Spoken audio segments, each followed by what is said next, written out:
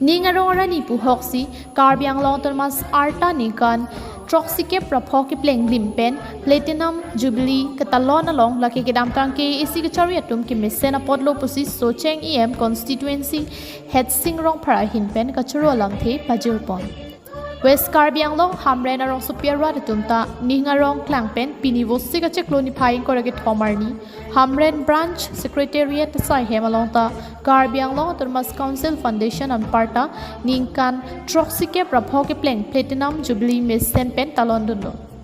Lasohud Hamren District Hospital along ta humri tamsike suka chelang bom matumaphan MLA Dr. Habit Teron lapen MEC head singrong par karbi richori dengpen pipa jurpon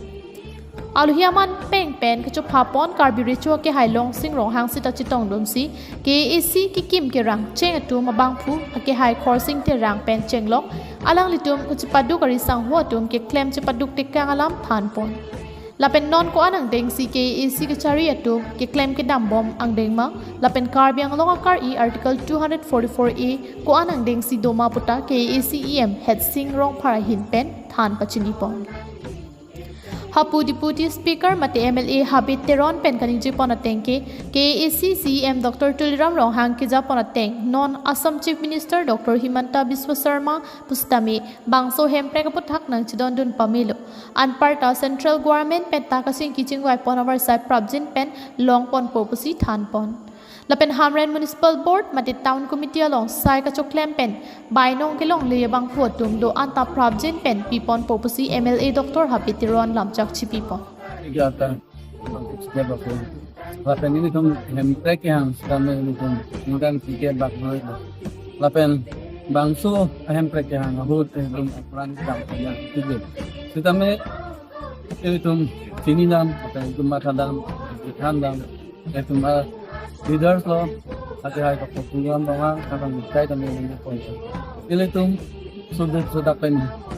itu katidan mati ini lapen itu kai kami keting stone sekal bu lapen ini mati di sebuah lo jadi langkah selok itu langkah konten. Kita itu tinggi santai. Itu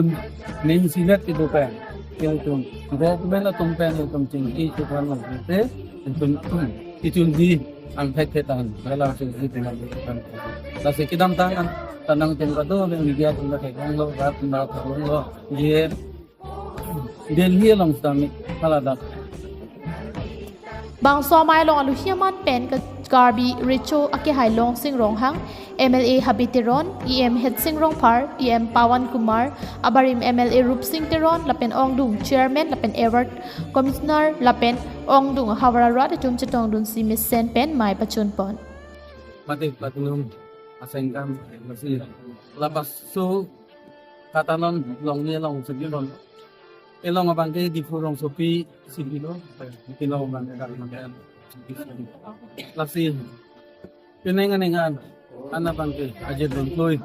ile tum karbiang lom district council bang so ajar ni se bang so ajar ni itu bang bang itu kisah itu boy tatuk timo hendak momenta sama senang patenda itu sulit sekali bagi apa pun